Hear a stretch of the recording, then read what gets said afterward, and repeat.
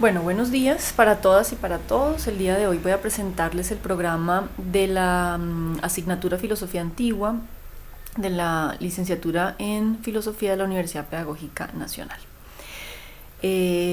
Lo primero es que, pues como ustedes saben, estamos en medio de la emergencia del COVID-19 y esto pues nos presenta un montón de retos en términos no solamente de encontrarnos a la distancia física, sino de repensarnos la presencialidad por los medios virtuales. Entonces, pues esta estrategia que yo les presento acá hace parte o tiene ese componente como un eje esencial. Para empezar, bueno, ustedes quienes están tomando el curso de manera oficial, pues consiguen el programa en la carpeta que les compartí del OneDrive del curso. Quienes quieran tomar el curso libremente este semestre por vía de los videos de YouTube son muy bienvenidas. Y pues el programa está acá. No lo voy a leer en este momento, sin embargo, digamos que quienes quieran pueden revisarlo aquí en el video, digamos que por eso está la captura. Me interesa sobre todo ir hacia algunos principios pedagógicos de la asignatura, algunos elementos en términos metodológicos y hacer una breve anotación sobre el contenido y sobre los temas. Entonces, en términos como de digamos que hay algo con lo que quiero empezar el día de hoy y es la necesidad de que el bienestar emocional, material, afectivo es lo primero y lo más importante en este contexto de pandemia. Si bien estamos con muchas ganas de aprender, de iniciar el semestre, es muy importante que nos cuidemos, ¿no? Entonces acá nada de lo académico se pone de primeras o se va a anteponer a la salud mental, psicológica y por supuesto a la integridad y al bienestar más básico en términos físicos. Entonces eso es algo a lo que yo le he estado poniendo mucha atención y por esa razón es que el curso empieza una semana después del tiempo que nos dimos para el reconocimiento, para conocernos, para saber cuáles son las condiciones materiales y afectivas en las que ustedes se encuentran para el inicio del curso. Bien. Digamos que en esta asignatura yo hago una apuesta que está centrada sobre todo en procesos de pensamiento, en tipos de actividades que hacemos y no tanto en contenidos. ¿Eso qué significa? Eso significa que a mí me interesa mucho que ustedes aprendan a aprender o que ustedes aprendan estrategias o modos de leer o de lectura, de interpretación, de análisis y modos de dialogar. Digamos que el diálogo es uno de los elementos centrales de mi propuesta pedagógica para la enseñanza de la filosofía antigua y eso significa que nos tenemos que repensar muy bien o pensarnos muy cuidadosamente las estrategias que vamos a tener este semestre para que haya diálogo realmente y no esté yo aquí simplemente con una cámara hablando sola.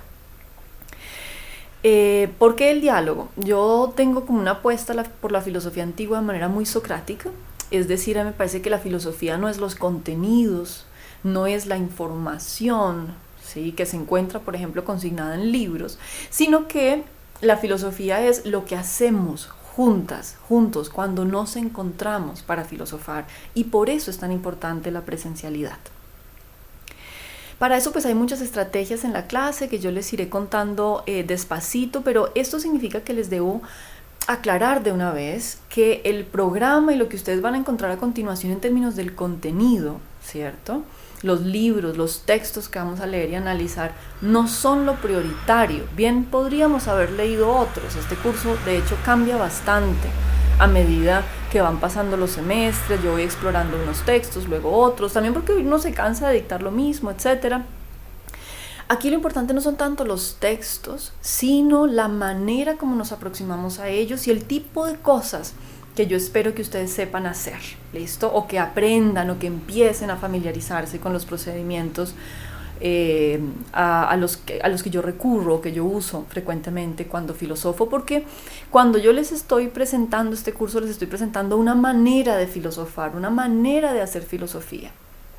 Ustedes encontrarán que en la licenciatura en filosofía de la Universidad Pedagógica lo que hay es diversidad de maneras de hacer filosofía y de filosofar, de maneras de comprender nuestro oficio, nuestro quehacer, de maneras de proceder de diferentes metodologías y de maneras distintas de concebir nuestro rol en la sociedad.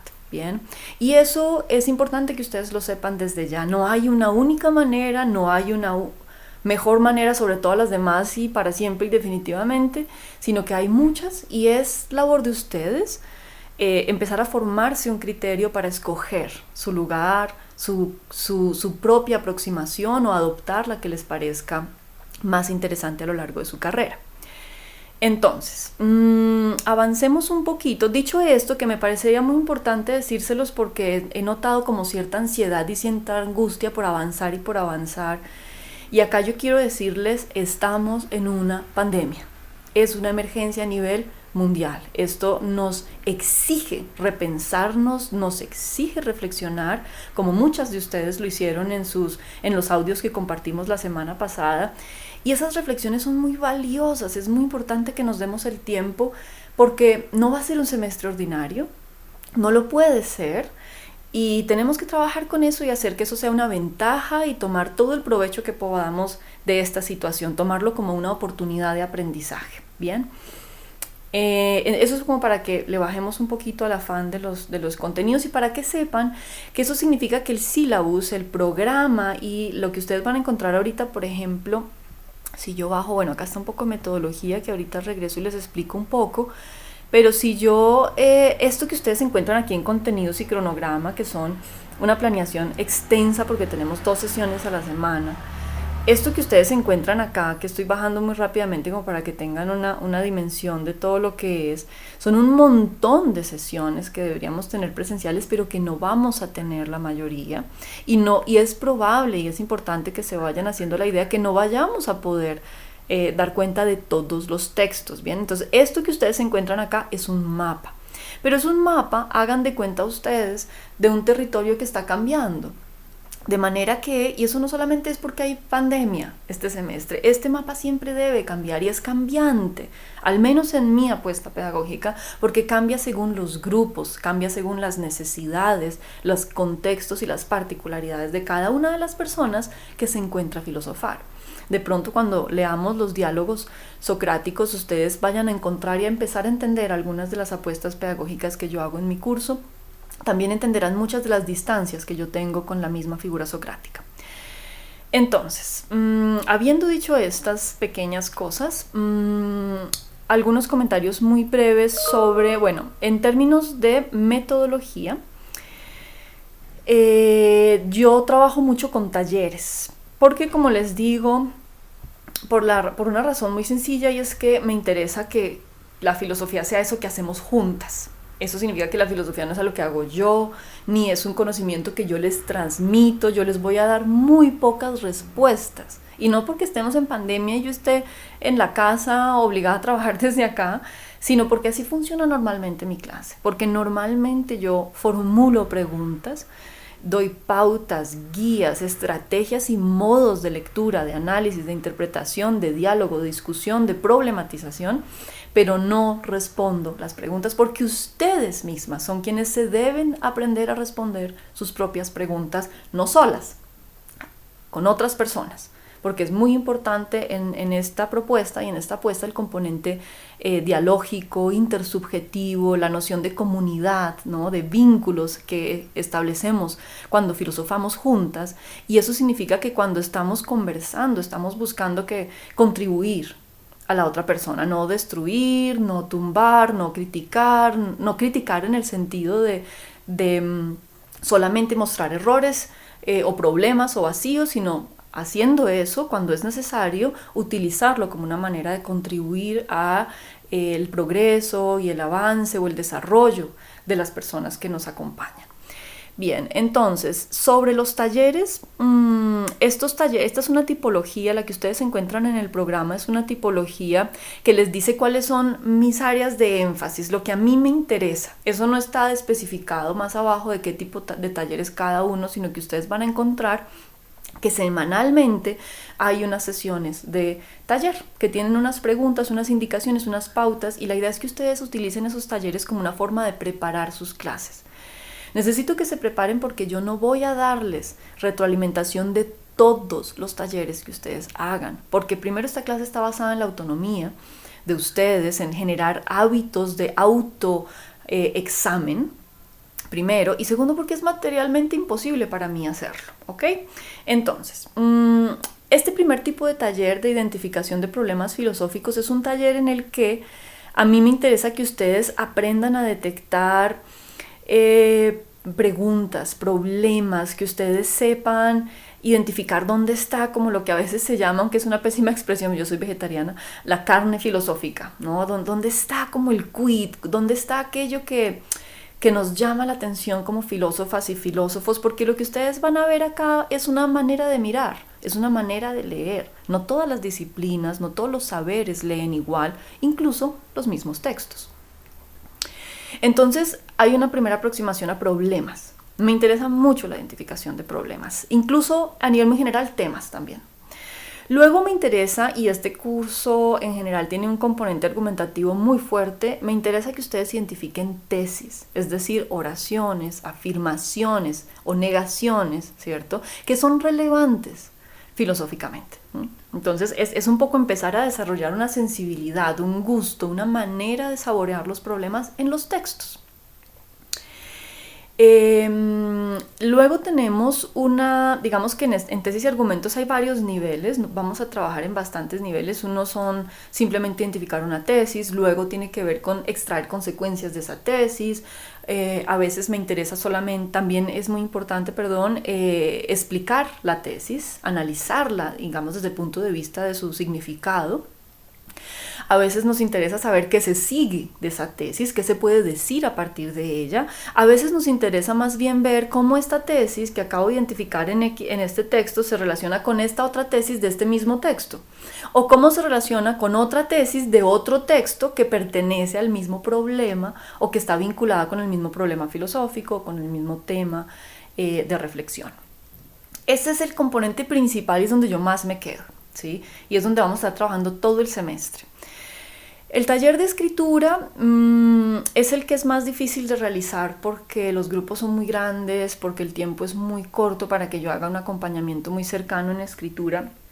Sin embargo, con la herramienta, con la prueba que hemos estado haciendo esta semana con Twitter, vamos a intentar por ahí, porque yo creo que está muy prometedora esa herramienta para pensar sobre todo una corrección, una manera de estar muy cerquita sobre los principales errores de una escritura correcta en español, primero, y segundo, una manera de escribir que va a ser fundamental en esta clase. Puede que en otras no lo sé, puede que en otras versiones de la filosofía no incluyan lo que yo propongo, pero para mí es fundamental que ustedes escriban claramente, de manera sencilla, de manera que cualquier persona las pudiera entender. A mí no me agrada la filosofía, o no es de mi línea, ni mi corriente, ni en la que yo me inscribo, ni lo que a mí me interesa trabajar. Filosofías que suenan oscuras o que parecen muy importantes porque suenan muy raras o muy difíciles de entender, que usan lenguajes extremadamente técnicos. Esos lenguajes los podemos usar en ciertos contextos, está muy bien tecnificar el lenguaje, sofisticarlo, está muy bien, pero eso no significa el lema confunde y vencerás. No significa que ser filósofa es hablar raro, porque hablar raro es como hablar súper profundo y ser muy inteligente. A mí no me interesa la apariencia, de verdad, no me interesa la apariencia de profundidad, perdón, no es tanto un asunto de verdad, sino de profundidad. No, a mí me interesa el lenguaje claro y sencillo, alguien que lo pueda entender todo el mundo, de manera que la filosofía no se vuelva una cosa tan esotérica, sino que pueda ser algo que está más bien vinculado con la vida, que está abierto a todas las personas que se quieran aproximar y que no es solamente un asunto de especialistas. Bien, habrá algunos talleres de lengua extranjera, son textos en inglés. Teníamos en el programa uno muy temprano, ¿no? Para la siguiente semana prácticamente. Sin embargo, me preocupa un poco que no estemos listas en términos de la metodología del curso, entonces yo les estaré contando dónde los vamos a ubicar. Voy a ponerlos un poquito más adelante porque el que teníamos ahora pronto no es adecuado hacerlo tan rápido. Finalmente, hay unos tipos de talleres de contextualización porque, como yo les contaba, pues no solamente mi apuesta es una versión de la filosofía muy socrática, sino que además es una filosofía muy anclada con la vida, que está vinculada con esa noción de filosofía como forma de vida, o de que la filosofía nos permite evaluar cuál es la vida que merece ser vivida. Y por lo tanto, la filosofía es una manera de buscar vivir bien. Entonces esa apuesta filosófica no se puede hacer estudiando textos antiguos por sí mismos o de manera aislada o independiente o desvinculada de nuestro presente, de quiénes somos, de cuáles son las preguntas que nos importan. Es decir, no es lo mismo leer a Platón, leer a Aristóteles, leer a los presocráticos desde un contexto de pandemia en el siglo XX, en el siglo XXI, perdón, que leerlo, qué sé yo, el año pasado, ¿no? Leerlo este año, que leerlo el año pasado, que leerlo del siglo XX, que leerlo desde el XIX. Digamos que a medida que la historia, que el tiempo cambia, la manera como volvemos a los textos antiguos cambia. Porque nuestras preguntas son distintas, nuestros énfasis. Y lo que vamos a hacer es ir a esos textos a ver cómo filosofaban los antiguos filósofos griegos y cuál fue la tradición que se configuró heredera de esos filósofos antiguos, con una conciencia muy grande de que estamos muy lejos en el tiempo, de los contextos, de las situaciones, de las particularidades de quienes escribieron esos textos. Nos interesa entender por qué cambiaron la historia de la filosofía, por qué se enseñan en todos los programas o la mayoría de los programas de filosofía en el mundo, pero también nos interesa entender los sesgos y los límites de considerar que la única filosofía antigua es la filosofía griega clásica. Y por eso ustedes van a encontrar en el programa algunos espacios dedicados a filosofías indígenas o de pueblos originarios. También vamos a tener una sesión sobre filosofías de Oriente, ¿no? Sobre filosofía budista solamente. Esto es algo en lo que estoy incursionando hace poco, y esos cursos todavía esas sesiones y textos están todavía como en pilotaje. Bien. ¿Cómo funcionará entonces el tema de los talleres? Ustedes deben entregar un taller semanal. Inicialmente yo había pensado el Moodle para ello, luego veremos cuál será la estrategia, porque he visto que ha habido mucho problema con el acceso al Moodle. Entonces pues ahí iremos viendo, ¿listo? Ahí iremos viendo si es el Moodle. Yo necesito que ustedes entiendan que este curso y el programa no es un asunto de improvisación, como que yo no preparé nada y entonces les digo ahí vamos viendo, porque cada semana me voy inventando algo como salido de la nada. Ahí vamos viendo tiene que ver con lo que yo les decía de la noción de un currículo flexible, cambiante, con la noción de que el encuentro que hacemos ustedes y yo es un encuentro vivo, ¿sí? Y que por lo tanto lo vivo cambia y es provisional, ¿ven? Entonces hay que estar probando cosas, ensayando. A mí me gusta mucho hacer filosofía como ensayando, investigando, pensando, ¿no? Creando, ¿no? De una manera también que involucre la creación y la creatividad. Entonces también tenemos que ir probando cosas y sobre todo además en contexto de pandemia vamos a ver cuál es la mejor manera en que ustedes entreguen sus talleres. La idea con los talleres en términos pedagógicos, para mí lo crucial es que ustedes hagan el taller antes de ver el video, ¿sí? Yo les voy a estar subiendo un video semanal en términos como de guía, de contenido si ustedes quieren, o de clase, de sesión de clase. Pero es muy importante que ustedes ya hayan hecho los talleres, porque ustedes llegan ya con una aproximación, con una interpretación, con una lectura hecha. De manera que después de la clase ustedes revisitan sus talleres y reformulan, cambian, modifican, de manera que ustedes empiecen a adoptar sus propios criterios y a coger criterios de la clase para revisar y examinar sus propios procesos de lectura, de aprendizaje, de exégesis, de análisis. ¿Bien? Eso significa que aquí, a mí ¿qué es lo que me interesa en términos de los talleres? El tiempo, que ustedes los hacen primero, es decir, la asincronía. Ustedes primero hacen sus talleres, luego yo intervengo y luego vamos a buscar espacios, puede ser por streaming, puede ser en Teams, tenemos que ver cuál es la herramienta para que haya diálogo e intercambio entre ustedes y yo. ¿Listo? Yo les iré contando cómo se va a hacer ese intercambio. Una primera prueba va a ser por streaming en YouTube y otra prueba la haremos por Teams, y utilizaremos también bastante Twitter, porque en Twitter podemos dialogar de manera más individual, si bien ustedes, todo el grupo puede tener el registro de las conversaciones que yo estoy teniendo con cada una de ustedes. Entonces tenemos varias herramientas, como ven, y vamos a probar cuál de esas nos sirve más para el grupo, para sus propias condiciones. Hay personas que no tienen computador en casa, ¿no? Entonces ahí es muy importante que utilicemos redes sociales, recursos que nos permitan acceder muy fácil y con un bajo consumo de datos a los materiales del curso y a la participación en el curso. Porque me interesa mucho que también haya un principio de equidad. Sí, acá no podemos priorizar a quienes tienen todas las condiciones de conectividad, disponibilidad de equipos, etcétera, para dictar el curso para todo el mundo, sabiendo que no todos tienen las mismas condiciones, ¿ok? Bien, en términos de evaluación, pues yo les sugiero que en este momento solo se concentren en los criterios que están pensados en términos cualitativos, porque no vamos a evaluar todavía cuantitativamente. Primero tenemos que conocernos, tenemos que ver qué viabilidad tiene el flujo, el fluir digamos, cómo fluye la conversación. Cuando veamos cómo avanzamos y en un par de semanas volvemos a hablar de evaluación, ya si ustedes quieren en términos cuantitativos. Por lo pronto revisen cuáles son los elementos que yo estoy evaluando o los criterios con los cuales yo valoro o hago valoraciones sobre su trabajo, y que son elementos que ustedes deben empezar a adoptar o que yo sugiero que empiecen a adoptar. Uy, aquí hay un problema de redacción. Que ustedes empiecen a adoptar, porque la idea es que la evaluación no está solamente concentrada en mí. En este curso hay escenarios de coevaluación y de heteroevaluación.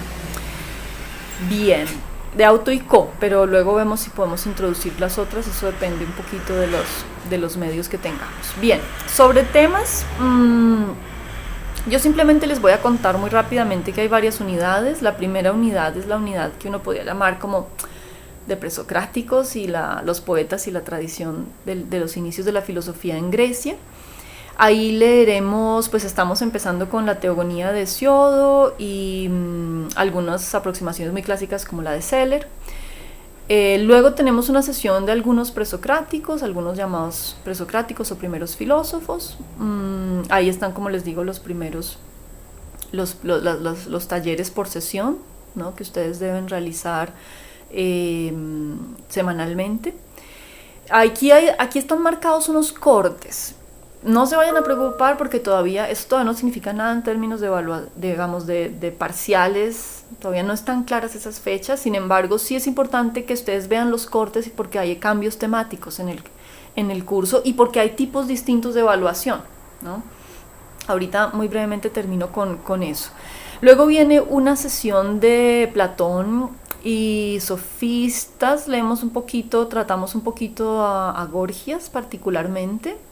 Luego de leer algunos diálogos de Platón, algunos fragmentos de diálogos, tenemos el encomio. Nos dedicamos un poquito al encomio, y el encomio abre como una sesión en el programa que está muy pensada para discutir la presencia de las figuras femeninas o de la mujer en la filosofía griega antigua. Ese es un tema que tristemente no se suele tratar en los cursos de introducción regulares de las universidades, porque hay como una noción de que no había mujeres en la antigüedad. Y esa idea extraña de que no, pues la filosofía solo la escribieron señores en la antigüedad griega clásica, en el medioevo, en la primera modernidad, en la modernidad, y ya solo como que en lo contemporáneo empezamos a aparecer las señoras. Pues eso es más falso que, pues, es un prejuicio simplemente, y aquí nos tematizamos abiertamente el prejuicio de que las mujeres no hemos hecho filosofía a lo largo de la historia, y todas las problemáticas que están asociadas, además, no solo a que hemos hecho filosofía, sino que se ha hecho filosofía recurriendo a términos, a conceptos que están feminizados y masculinizados sin que nos demos cuenta muchas veces. Y entonces vamos a tener esa aproximación también en la clase. Una sesión específica para las mujeres filósofas y las mujeres en la antigüedad. Aquí tenemos otra vez lectura en segunda lengua. Y luego venimos con un cambio de tema. Tratamos budismo, una semanita de budismo y entramos luego con Aristóteles. Leeremos 3 textos de Aristóteles, pues pedacitos. Simplemente ahí ustedes encuentran sus preguntas, igual yo semana a semana voy a estar dirigiéndome y hablando de esos talleres y pues finalmente cerramos el curso. En la bibliografía ustedes encuentran todas las referencias que están en el programa como bibliografía primaria y secundaria. Todas las sesiones tienen bibliografía secundaria, de manera que quien quiera profundizar, quien tenga muchas dudas, puede acudir a ella. Toda la bibliografía está en el drive del curso. Bien, sobre evaluación y sobre el tipo de evaluaciones que hago yo. Hay una prueba tipo Twitter que implica 2 fases. La primera es el diagnóstico, que es el que estábamos haciendo la semana pasada. Es una prueba que no tiene ninguna valoración cuantitativa, en la que ustedes reciben retroalimentación y normalmente yo les ofrezco algunas ideas de notas para que tengan en mente cómo están y cómo inician ustedes y yo. Sin embargo, ahorita yo no estoy poniendo ningún tipo de notas porque no es el momento para ello. Ustedes simplemente están recibiendo retroalimentación cualitativa. Luego tienen tienen 2 presentaciones orales, una grupal y una individual. Para esto vamos a darle tiempito a la grupal. De pronto empezamos con la individual, que es más fácil, bien sea por Teams o bien sea grabando un video, o un audio. Y la grupal le vamos a dar tiempito para que ustedes como grupo también se conozcan bien y puedan encontrar con quién trabajar, comunicarse, etc. Los talleres tienen el 30%, fíjense que es lo más pesado del curso, lo que pesa más en términos relativos para su nota. ¿Por qué? Porque es el trabajo constante y es lo que va a reemplazar en gran medida el trabajo arduo que se hace semana a semana cuando nos vemos físicamente en el aula, ¿sí? Allá en la universidad, en un espacio especial, etc. Entonces los talleres que ustedes van a hacer semanalmente, todas las semanas tienen que subir un taller. No tienen que subir 2, ustedes en las sesiones van a encontrar talleres en todas las sesiones, pero van a escoger, la idea es que tengan algo de posibilidad de decisión con esos talleres, entonces hay más o menos 2 por semana, ustedes escogen uno. La idea es que cubran todos los temas de la clase. Y de esos talleres ustedes los deben hacer antes de que se publique el video de la sesión, de la semana, ¿no? De manera, eso significa que por eso les puse a leer primero y con anterioridad, por eso yo les puse, empiecen a leer desde la semana pasada, porque yo necesito que los talleres estén listos para o que la fecha de publicación del taller en las plataformas que hayamos decidamos finalmente, sean anteriores a la fecha de publicación de mi video de clase, y de manera que yo pueda ver luego de la clase las ediciones que ustedes le hicieron y yo pueda hacer el seguimiento cuando revise sus carpetas. ¿Listo? Normalmente yo solo reviso eso hasta el final del semestre porque pues en un semestre ordinario esto funciona un poco distinto. Sin embargo, yo aquí voy a estar tratando de hacer un seguimiento un poco más cercano a los talleres. ¿Listo? Voy a estar, todavía estoy determinando la metodología, estuve ya mirando lo que ustedes han colgado en Moodle. Moodle me suena una buena plataforma porque ahí yo puedo ver muy claramente y muy rápido la información, pero bueno, ahí vamos mirando. Por lo pronto yo les estaré haciendo retroalimentación general. Mi idea inicial es que voy a escoger algunos talleres al azar, anónimamente, para hacer retroalimentación vía streaming o por reunión en Teams, ¿listo? Por videoconferencia o audioconferencia, quien no tenga video. Bien. Hay un parcial, aquí se me fue un 5, hay un parcial que es prueba tipo pregunta abierta, es el parcial o el tipo de evaluación en donde yo miro escritura. Es pequeño, es menor, por lo que les digo que la escritura es lo que menos se alcanza a trabajar y porque a mí me interesa mucho el componente de oralidad, es decir, a mí me interesa mucho que ustedes se puedan expresar, que ustedes se expresen oralmente de manera clara, que transmitan sus ideas, que sean capaces de poner atención y de escuchar lo que las otras personas dicen sobre la clase o vinculadas a la clase, analizarlas, sacar conclusiones, interpelarlas, problematizarlas, contribuir a su sentido y a su mejoría, pues, o a su perfeccionamiento, digamos. Y bueno, finalmente ustedes tendremos algunos espacios de autoevaluación, de coevaluación y si es posible, pues miramos heteroevaluación. ¿Listo? Por lo que les cuento que la evaluación no está monopolizada, no está centralizada en mí, porque esta es una apuesta pedagógica que incluye mucha autonomía, mucho autoexamen sobre todo. Entonces, pues por supuesto que lo que ustedes tengan que decir sobre su propio proceso de aprendizaje será muy importante y definitivo. Bueno, espero no haber sido muy extensa, confusa y extraña en todo esto. Espero que les sirva como una guía para empezar a trabajar. Estaré comunicándome muy pronto con ustedes para ver cuándo quedará la sesión sobre hesiodoteogonía. ¿Listo?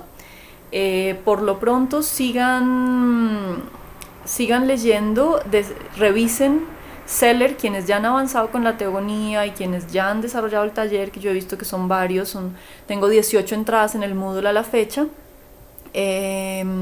Vaya por favor leyendo a Seller, ¿ok? Seller es un especialista muy clásico y aquí vamos a trabajar un par de elementos sobre interpretación historiográfica. ¿Listo? Bueno, les deseo un feliz día, espero que esto les haya servido de algo y nos vemos pronto.